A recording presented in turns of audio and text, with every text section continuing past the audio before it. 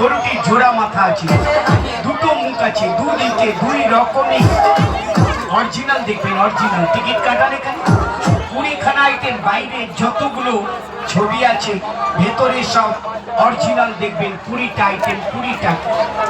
দেখে আসুন, অদ্ভুত দৃশ্য দেখে।